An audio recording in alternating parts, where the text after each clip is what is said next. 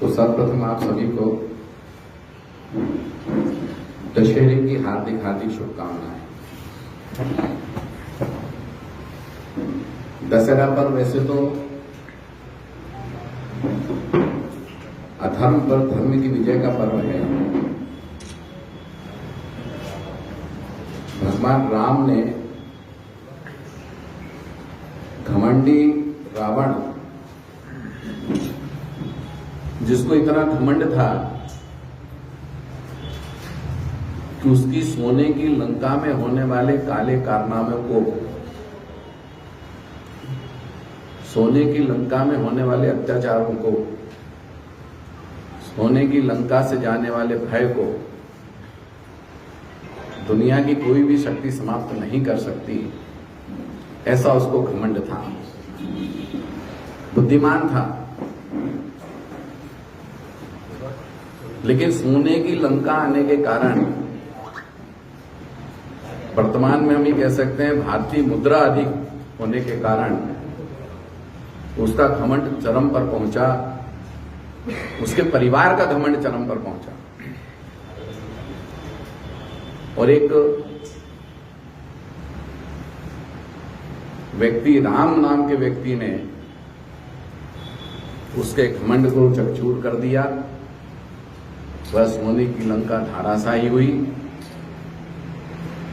और विजय का पर्व मनाने के लिए हम सब आज यहां एकत्रित हुए हैं। तो यही प्रसंग आज मेरे समक्ष भी उपस्थित हुआ है। कलयुग में जब जनता से चुना हुआ प्रतिनिधि राजा बनकर के समाज की सेवा का संकल्प छोड़ करके समाज की दुर्गति करने का कारण बन जाए, अकूत संपत्ति के कारण उसके भाव घमंड से भरपूर हो जाएं, पार्टी संगठन की लाइन को छोड़ करके परिवारवाद चरम पर पहुंच जाए, वो सब कुछ परिवार हो जाए, पैसा हो जाए, ऐसे समय में एक कट्टर कार्यकर्ता, कट्टर समर्थक यदि जनता के बीच जाता है और अपनी बात रखता है तो उसे समझने की तो बात छोड़ें, उसके बारे में गद्दार जैसे शब्दों का प्रयोग किया जाता है। तो उसी क्षण मैंने तय कर लिया कि अब इस व्यक्ति का अहंकार, जिसने अकूत संपत्ति एकत्रित कर ली हो, सब कुछ अपने परिवार को मान लिया हो, और इस जिले के युवा जो 6 बार से विधायक और मंत्री बनाने के बाद ये सपना देख रहे थे कि हमारे युवाओं का भविष्य उज्जवल होगा, नई राह मिलेगी, जिले का विकास होगा, युवा तरक्की करेंगे, वहीं 2018 के बाद कमल पटेल जी और उसके परिवार ने युवाओं को अंधेरे में धकेल दिया। अवैधानिक कार्य इतने हो गए, नशाखोरी, जुआ, सट्टा, जो युवाओं का दुश्मन है, उसमें पूरे परिवार को झोंक दिया। पूरा परिवार, पूरी मित्र मंडली एक ही काम में लग गई कि सिर्फ हमको पैसा कमाना है। इस क्षेत्र का युवा कहीं भी जाए, युवाओं के शिक्षण के लिए कोई बहुत बड़े काम नहीं हुए, युवाओं के रोजगार के लिए कोई काम नहीं हुए, युवाओं को दिशा देने के कोई काम नहीं हुए, लेकिन नशा देने की तरफ पूरा ईमानदारी से प्रयास किया गया। इसके आप सब गवाह हैं। मेरा मजदूर परेशान है, गांव गांव शराब बिक रही है, चौराहे चौराहे पे सट्टा लिखा जा रहा है, बड़े बड़े जुए के अड्डे चल रहे हैं। मैंने इसका जब पार्टी के अंदर मुखर विरोध किया, माननीय कमल पटेल जी को व्यक्तिगत रूप से 50 बार मैंने कहा कि मेरे हरदा जिले के नागरिकों को बचा लो, मेरे हरदा जिले के युवाओं को बचा लो, मेरे हरदा जिले के मजदूरों को बचा लो, मेरे हरदा जिले के किसानों को बचा लो। ये एमडी ड्रग जो बड़े महानगरों की नशा है, वह मेरे खिड़किया और हरदा में बिक रहा है। और ये प्रमाण पुलिस ने दिया है। एसपी के बदलते ही 40 लाख रुपए की एमडी ड्रग पकड़ी गई, कुंटलों से गांजा पकड़ा गया। लेकिन मेरी कमल पटेल ने नहीं सुनी और उन्होंने इसको सतत जारी रखा। ये बड़ा दुख का विषय है और इस सबसे दुखी होना मेरा स्वाभाविक है। आप कुछ पत्रकार नए हो सकते हैं, लेकिन अपने पूर्व पत्रकारों से यदि पूछेंगे, पुराने पिताजी से पूछेंगे, आपके परिवार में पूछेंगे, तो 1990 से 92 के बीच में जब कमल पटेल और सुरेंद्र जैन ने राजनीति शुरू करी थी, कमल पटेल इंदौर से नए नए आए थे, हरदा में उनको पहचान की कमी थी, तब जैन इंटरप्राइजेस पर बैठ करके उनकी पहचान मैंने कराई थी। तब एक लक्ष्य हमने लिया था कि हरदा को भय मुक्त करना है, हरदा को गुंडागिर्दी से मुक्त कराना है, हरदा को नशे से मुक्त कराना है, हरदा को अवैध गतिविधियों से मुक्त कराना है, अवैध कारोबार से मुक्त कराना है, अवैध उत्खनन से मुक्त कराना है। ये लक्ष्य लेकर के कंधे से कंधा मिलाकर के हमने जब काम किया, तो जनता का सहयोग मिला और उसमें हम सफलता हमने प्राप्त की। और 2018 के चुनाव के पहले तक 100% इन चीजों पर अंकुश था। लेकिन जैसे ही कमल पटेल 6वीं बार विधायक बने, 1.5 साल बाद मंत्री बने, और उसके बाद आप सब पत्रकार गवाह हैं कि आज की तारीख में हर आदमी भयभीत है। मेरा व्यापारी भयभीत है, हाथ ठेले वाला भयभीत है, युवा भयभीत है, कर्मचारी अधिकारी भयभीत हैं। इतना भय का माहौल 1992 में भी नहीं था जितना भय का माहौल आज है। आदमी उन्मुक्त होकर के नहीं घूम सकता। व्यापारियों के ऊपर नोटिस दे दिए, लाखों के नोटिस दे दिए गए। किसानों को अपनी फसल बेचने के लिए गेहूं खरीदी में मैसेज कराने के लिए पैसे लगे, मूंग बेचने के लिए ट्राली के ऊपर पैसे लगे, 10,000 किसान, चना बेचने के ऊपर किसानों को पैसा देना पड़े, वेयरहाउस के मालिक वेयरहाउस पे सामान रखने के लिए मालिकों को, वेयरहाउस मालिकों को पैसा देना पड़ा, खाद बीज की दवाई वालों को प्रतिमाह फिक्स राशि मंत्री और उसके परिवार को देना पड़े, रेत के अवैध उत्खनन के लिए में थाने बंधे हुए हैं। हर ट्रक वाले से आप पूछेंगे, हर ट्रक की रसीद बनी हुई है नंबर 2 की। जुआ सट्टा आम बात हो गई, ड्रग आम बात हो गया, एमडी ड्रग आम बात हो गई। ये देख करके जब पीड़ा हुई, तो जब मेरे सरीका व्यक्ति की सुनवाई मेरी पार्टी के मंत्री ने नहीं करी, कमल पटेल जी ने,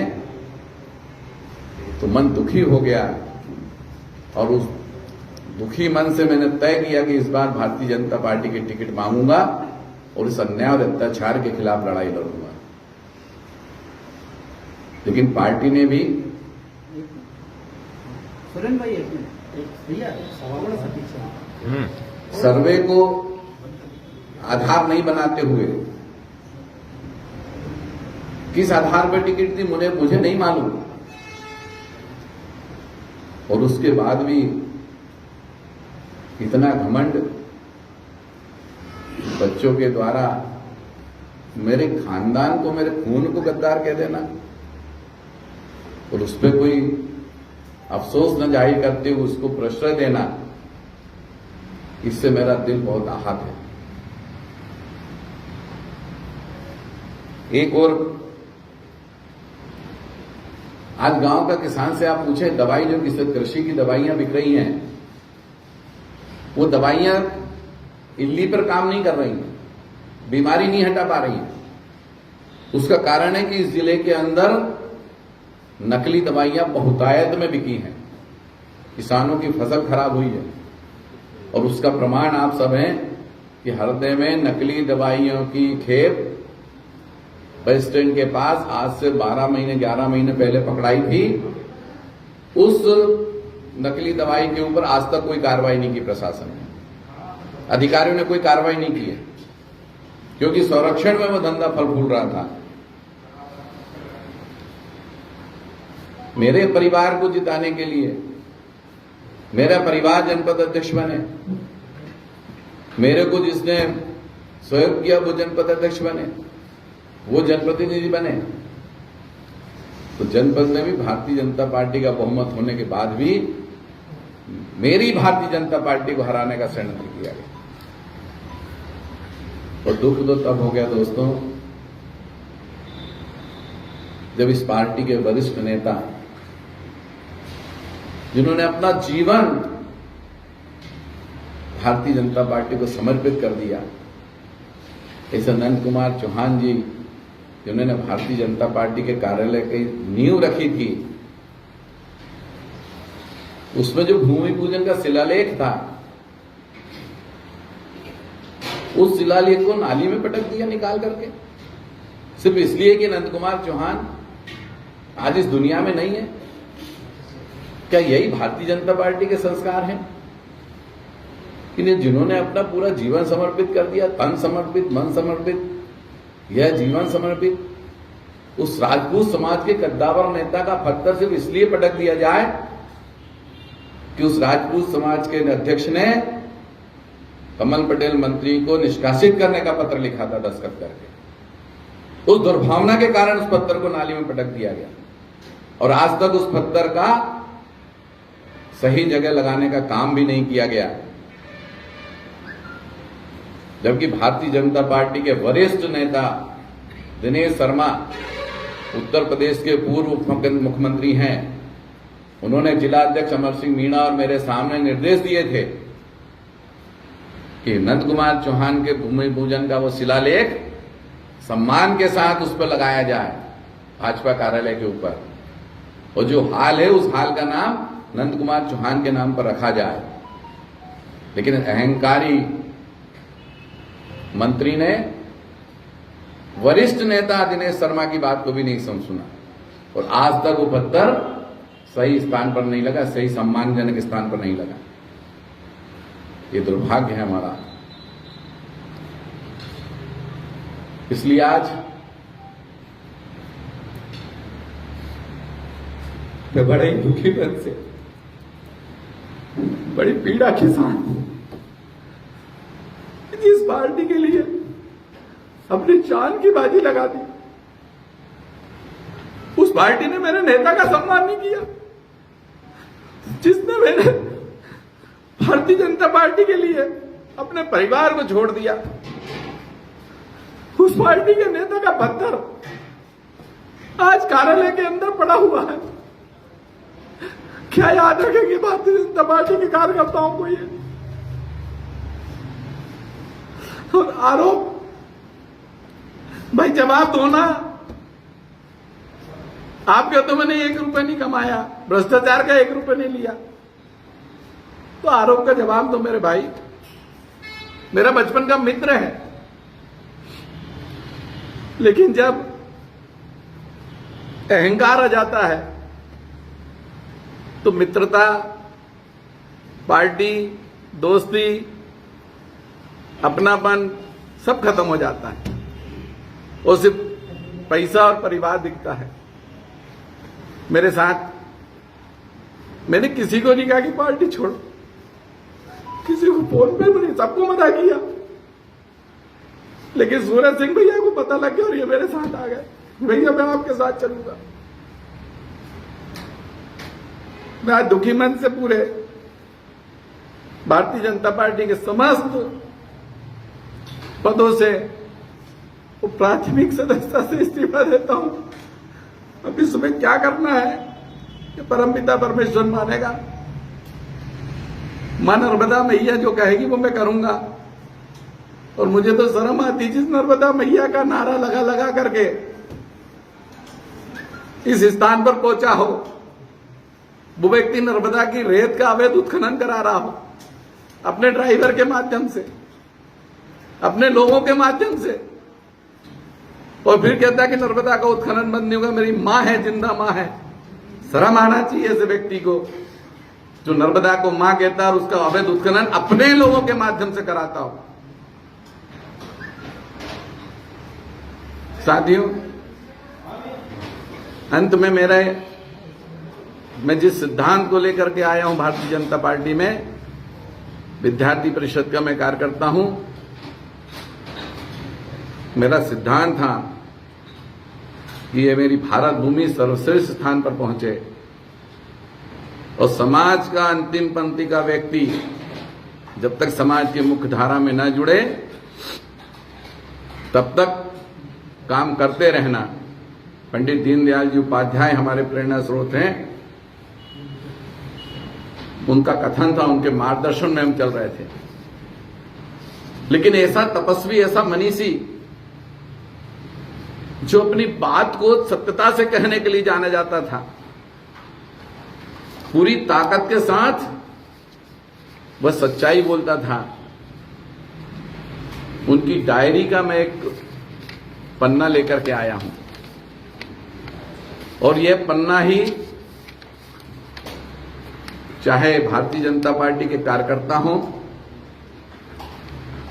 चाहे राष्ट्रीय स्वयंसेवक के कार्यकर्ता हों, चाहे देशभक्त हों, चाहे किसान हो, चाहे मजदूर हो, उनके लिए यह पन्ना भगवत गीता से कम नहीं है, रामायण से कम नहीं है, कुरान और बाइबल से कम नहीं है।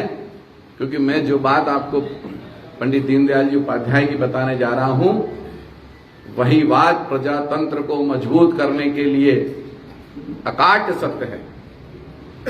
और मेरा पत्रकार साथियों आपसे आग्रह है कि आप भी इस अकाट्य सत्य में शामिल होकर के अन्याय और अत्याचार करने वाले के खिलाफ एकजुट हों और उसे अन्याय करने की सजा मिले। पंडित दीनदयाल जी उपाध्याय ने अपनी पॉलिटिकल डायरी पृष्ठ क्रमांक 151 दिनांक 11 दिसंबर 1961 में एक लिखा है, कोई बुरा प्रत्याशी केवल इसलिए आपका मत पाने का दावा नहीं कर सकता कि वह किसी अच्छे दल की ओर से खड़ा है। मेरा भारतीय जनता पार्टी बहुत अच्छा दल है, समाज और राष्ट्र के लिए काम करता है। मेरे नेता बहुत अच्छे हैं, जीवन समर्पित करके काम करते हैं। लेकिन उन्हीं पंडित दीनदयाल जी उपाध्याय ने अपनी डायरी में लिखा है कि कोई भी बुरा प्रत्याशी केवल इसलिए आपका मत पाने का दावा नहीं कर सकता कि वह किसी अच्छे दल की ओर से खड़ा है, कामा दल के हाई कमान ने ऐसे व्यक्ति को टिकट देते समय पक्षपात किया होगा। अतः ऐसी गलती को सुधारना मतदाता का कर्तव्य है। दल के हाईकमान ने यदि कोई पक्षपात किया है टिकट देते समय, तो ऐसी गलती को सुधारना सिर्फ मतदाता का अधिकार है, मतदाता का कर्तव्य है। मैं आपके माध्यम से मतदाता से आग्रह कर रहा हूं कि भारतीय जनता पार्टी का अच्छे दल के अच्छे नेताओं ने एक गलत निर्णय कर लिया है और उस गलत निर्णय का प्रजातंत्र में सिर्फ एक ही जवाब होता है कि अपने मताधिकार का प्रयोग करके उस व्यक्ति को चुनाव में हरा दिया जाए और सामने जो भी व्यक्ति ऐसा व्यक्ति हो उसके पक्ष में वोट किया जाए। मैं पुनः आप सबसे इस आग्रह के साथ कि आज से मेरी नई पारी शुरू हो रही है। जैसा विगत 40 वर्षों से आपका सहयोग मुझे मिलता रहा है, मेरे अच्छे कार्यों को आप प्रचारित करें। कहीं गलती हो जाए तो मुझे इंगित करें कि मैं गलत काम कर रहा हूं। मैं आपके साथ मिलकर के इस हरदा जिले को भयमुक्त जिला बनाना चाहता हूं, शांतिप्रद जिला बनाना चाहता हूं। यह जिला नशे से मुक्त हो, यह जिला अवैध गतिविधियों से मुक्त हो, यह मां नर्मदा का सीना छलनी होने से मुक्त हो, जहां भय नहीं हो, अहंकार नहीं हो। ये सब के लिए मैं आपसे आग्रह करता हूं कि मेरे साथ चल करके मेरी आगे का जो समय है उसमें आपका सहयोग प्राप्त होगा। बहुत बहुत धन्यवाद। अगली रणनीति क्या रहेगी? अगली रणनीति बताइए। आज तो सिर्फ मैंने बड़ा दुखी होकर के भारतीय जनता पार्टी के सभी पदों से साधारण सदस्यता से इस्तीफा दिया है। आज मेरा मन उद्वेलित नहीं होकर के शांत होगा, दुखी तो होगा, लेकिन आने वाले 2-3 दिन में मेरे साथी कार्यकर्ताओं से विचार करके एक अच्छा निर्णय लेने का प्रयास करूंगा, ताकि पंडित दीनदयाल उपाध्याय जी ने जो कहा है इसको मैं मतदाताओं के माध्यम से पूरा करा सकूं। नहीं, अभी कांग्रेस ज्वाइन करने का मेरा कोई विषय नहीं है। चुनाव लड़ने का भी अभी कोई विषय नहीं है। भ्रष्टाचार के खिलाफ क्या लड़ाई जारी है? ये लड़ाई लगातार जारी रहेगी। मैं समाज से आग्रह करता हूं, खास करके व्यापारियों से, ऑटो चलाने वालों से, हाथ ठेला रेवड़ी का धंधा करने वालों से, मजदूरों से, मातृशक्ति से, कि किसी से भी भयभीत होने की आवश्यकता नहीं है। ये हरदा जिले में अभी खून गर्म करने वाले लोग हैं, तो किसी भी अत्याचार, अन्याय, भय के खिलाफ हम संघर्ष करने के लिए तैयार हैं। किसी को भी दादागिरी, रंगदारी करने की अनुमति हम नहीं देंगे। एक अजय जैन नाम का व्यापारी भोपाल से आया था, सूचना ये मिली थी कि आपसे भी वो मिले थे। उनने अपनी व्यक्तिगत समस्या भी आपको बताई थी।